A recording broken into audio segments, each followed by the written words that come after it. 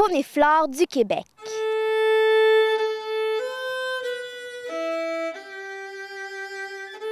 Le tétra des savanes, de son nom scientifique Canachite canadensis, appartient à la famille des tétraonidés. Il s'observe principalement dans les forêts et boisées de conifères et à l'orée des bois.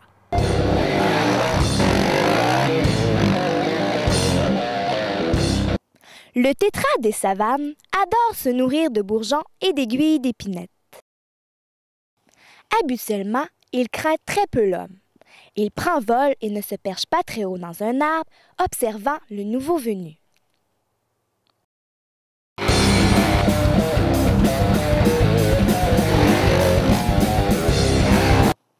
Le tétra des savanes est probablement l'oiseau le plus stupide de tous nos gibiers.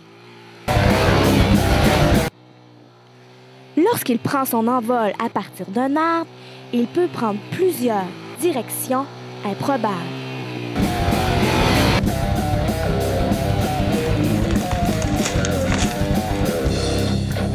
Oh my God! Vite, viens, c'est passé quelque chose! Vite! Vite, pas plus vite.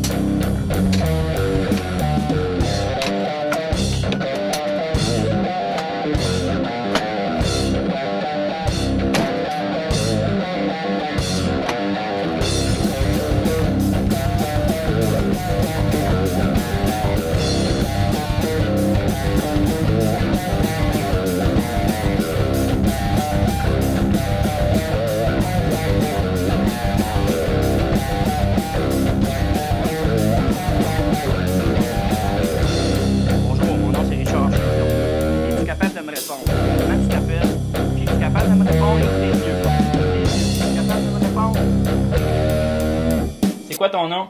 Audrey. OK. Tu te rappelles-tu ce qui t'est arrivé, Audrey? Non. Non? OK. Bon, là, je vais te poser des questions, puis je vais te toucher. Tu me dis si ça fait mal par oui ou par non. OK? OK. Là, tu vas ouvrir les yeux grands ou les yeux. OK, c'est bon. Ça fait-tu mal, ça? Non. Ça va? OK. Ici, ça va? Ça fait-tu mal? OK. Ça va? OK. Prends une bonne grande respiration. Prends une bonne grande respiration. OK, c'est bon. Là, je vais descendre tranquillement. Ça va? Oui. OK. Là, je vais aller voir ta jambe ici. Ça fait-tu mal? Non. OK. On va aller voir l'autre bord. Oh. OK. Ça fait mal? Oui, vraiment. OK, c'est bon, je descends. Ça va? Oui. OK. Nous sommes maintenant à l'hôpital. On a suivi l'ambulance. On va aller voir notre accidenté de la moto. On va laisser faire le tétra des savanes. Ça n'a aucune importance. T'es d'accord? On va aller voir notre accidenté. Pousse sur mes mains, là. Pousse sur mes mains. OK, pousse sur mes mains. OK, c'est beau. Monsieur, c'est vous qui s'occupez de notre patient? Ah oui, c'est moi. Ben là, pour l'instant, là, on peut pas s'avancer trop. C'est quand même assez stable. Puis là, on a fait un examen sommaire là, pour voir qu'est-ce qui se passait avec elle. Oui, on va s'occuper de toi, ça sera pas long. Alors, on attend le médecin pour avoir faire... Oh, allô, docteur? Bonjour. On a une jeune fille de 20 ans, un accident de moto, OK? J'ai une déviation au niveau du fémur, c'est enflé. La pression est basse un peu, le pouls est rapide. Puis, j'ai rien d'autre à part ça. Fait que, il resterait votre examen. OK, je vais faire mon examen, préparer les radiographies pour le fémur, le bassin et la colonne. Parfait.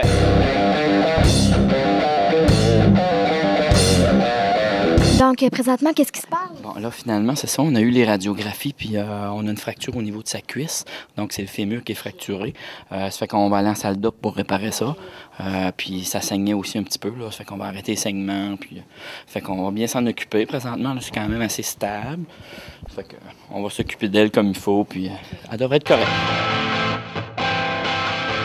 Nous sommes présentement en salle d'opération où se déroule la chirurgie au fémur d'Audrey Denis.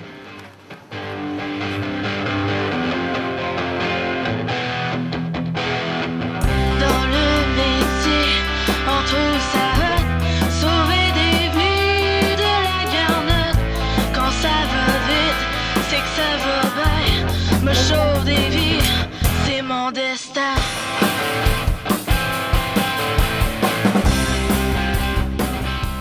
Allons voir notre infirmier. Monsieur l'infirmier, pouvez-vous nous expliquer en quoi consiste votre travail à cette étape-ci du processus? Oui, alors on a accueilli le patient tout d'abord à la salle d'opération. Alors on a vérifié le dossier si tout était conforme. Ensuite, le patient rentre à la salle d'opération, l'anesthésiste endort le patient. Un coup endormi, alors nous, on prépare nos choses, on sort nos plateaux. Ensuite de ça, on vérifie que tout est conforme, on fait un décompte, on vérifie nos outils, nos compresses. On prépare le patient avec le chirurgien, on désinfecte, on met nos champs et on procède à l'opération. Alors, pendant l'opération, moi, j'assiste le chirurgien, je lui donne ses instruments, les compresses. Si on a besoin d'autres matériels, je vais demander à mon confrère qui est à l'extérieur du champ stérile. Et quand l'opération est terminée, on s'assure que notre décompte est refait, que tout est complet et on fait un beau pansement et on retourne le patient à la salle de réveil. Audrey vient de sortir de la salle d'opération, elle est en salle de réveil, elle ne devrait pas tarder à arriver, on l'attend d'une minute à l'autre. Justement, elle arrive. Madame, Oh oui.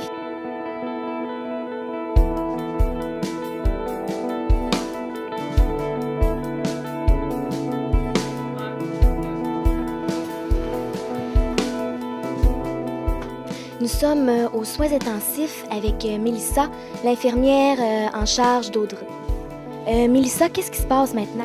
Ben là, présentement, là, Audrey, elle sort de la salle de réveil. Il y a eu une grosse opération. Fait que là, moi, je veux m'assurer qu'elle respire comme il faut puis que ses fonctions vitales restent stables.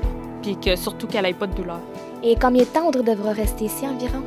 Ça va être difficile à évaluer. C'est au jour le jour. Ça va être même d'heure en heure. Si tout reste stable, si ses fonctions vitales, ça reste beau, qu'elle respire bien, qu'elle n'a pas trop de douleur, elle devrait pouvoir sortir dans les prochains jours. Mais tout va dépendre de son état, comment ça va évoluer.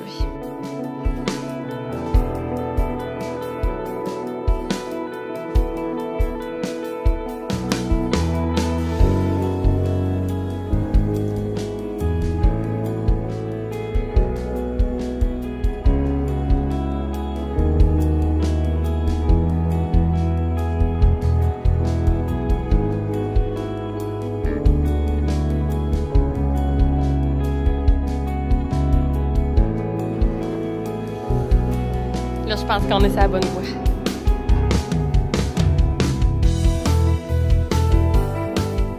Hey, c'est vraiment passionnant ton métier. C'est rare qu'on s'ennuie. Salut Audrey, comment ça va? Bien. Ça va bien? T'as bien dormi? Oui. Oui? Pas trop de douleur? Non, c'était correct. Est-ce que t'avais d'autres questions, Audrey? Non. Moi, j'en aurais une. Est-ce qu'il y a d'autres facettes au métier d'infirmier? Il y a plein d'autres facettes au métier d'infirmier. Là, c'est sûr que dans la situation d'Audrey, on a vu son entrée à l'urgence, la salle d'opération, les soins intensifs, finalement ici, au 3e étage, pour sa réhabilitation. Mais quand tu es infirmière ou infirmier, tu peux faire plein d'autres choses. Tu peux être infirmier en oncologie pour t'occuper des personnes atteintes du cancer, leur donner le traitement de chimio. Tu peux être infirmière ou infirmier en soins à domicile pour t'occuper des personnes qui sont à mobilité réduite mais qui ont besoin de soins sans nécessairement être à l'hôpital. Puis tu peux aussi travailler en obstétrique, aider les mamans à accoucher et à s'occuper du bébé ensuite. Dans le fond, ce qui est important, là, c'est d'aider les gens. C'était Vanessa pour Faune et Flore du Québec.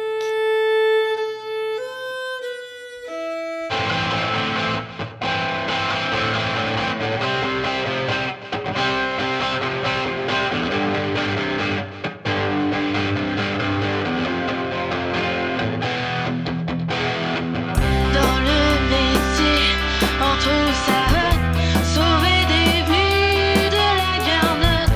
Quand ça va vite, c'est que ça va bien. Me sauve des vies, c'est mon destin.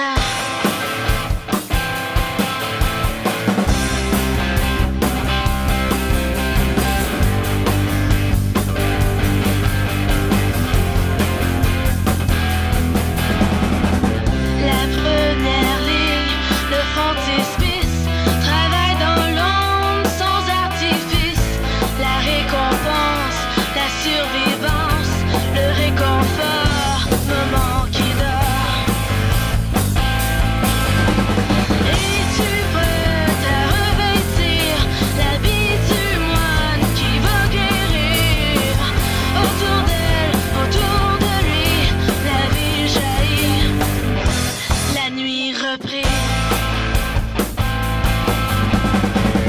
Partout, partout, autour de nous, on reconnaît les éclopés. Un jour ou l'autre, sont venus chez nous pour leur bobo. Béqué, béqué.